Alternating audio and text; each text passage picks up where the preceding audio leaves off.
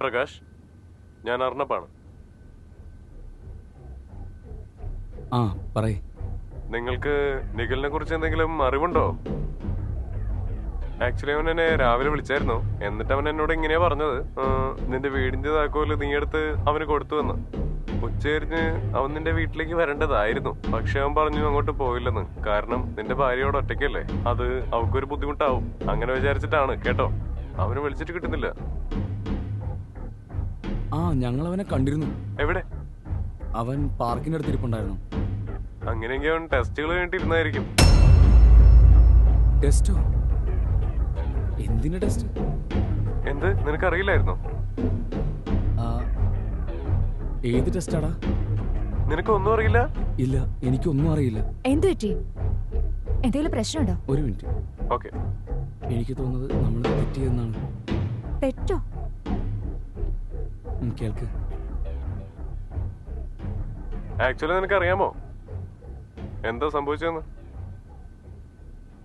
ഏകദേശം 5 വർഷങ്ങൾക്ക് മുമ്പ് ബിസിനസ് ചെയ്യാൻ ശ്രമിക്കുമ്പോൾ നിഖിലിന് വലിയ നഷ്ടം വന്നു. അവന് 20 ലക്ഷത്തിലധികം ലോണും ഉണ്ടായിരുന്നു.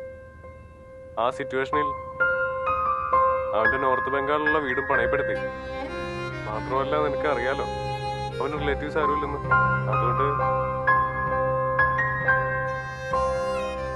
അങ്ങനൊരു സിറ്റുവേഷനിലാണ് അവൻ എന്നെ കഴിഞ്ഞ മാസം വിളിച്ചത്, എന്താ ചെയ്യേണ്ടതെന്ന് ചോദിച്ചു. അങ്ങനെയായിരുന്നു അവനെ കൊൽക്കട്ടയ്ക്ക് അയക്കാൻ തോന്നിയത്. അങ്ങനെ അങ്ങോട്ട് അയച്ചു. എൻ്റെ ഒരു ക്ലോസ് ബിസിനസ് ക്ലയന്റിനെ മീറ്റ് ചെയ്യാനായിട്ട്. സുനിതനാവുന്ന പേര്. അപ്പോഴാണ് അറിഞ്ഞത് സുനിതയുടെ സിറ്റുവേഷൻ വളരെ മോശമാണെന്ന്. അവൾക്ക് കിഡ്നി ട്രാൻസ്പ്ലാന്റ് ആവശ്യമുണ്ട്. നിഖിൽ അവന്റെ കിഡ്നി ഡൊണേറ്റ് ചെയ്യും. അവന്റെ കടന്നു തീർക്കാനുള്ള 20 ലക്ഷത്തിന് പകരമായിട്ട്. ഇന്നവന്റെ മെഡിക്കൽ ടെസ്റ്റ് ആയിരുന്നു. മിനിഞ്ഞാന്ന് കൊൽക്കട്ടയ്ക്ക് വന്നത് ഈ ടെസ്റ്റുകൾ ചെയ്യാനായിരുന്നു. ഇപ്പൊ വിളിച്ചിട്ടൊട്ടും കിട്ടുന്നുമില്ല. ഞാൻ എന്ത് ചെയ്യാനാ? ഹലോ, ആക്ച്വലി അറിയോ, ഓപ്പറേഷൻ മറ്റന്നാളാണ്. മനസ്സിലായിരുന്നു. മറ്റന്നാളായിരിക്കും നിഖിലിന്റെ ഓപ്പറേഷൻ ഉണ്ടാവുക.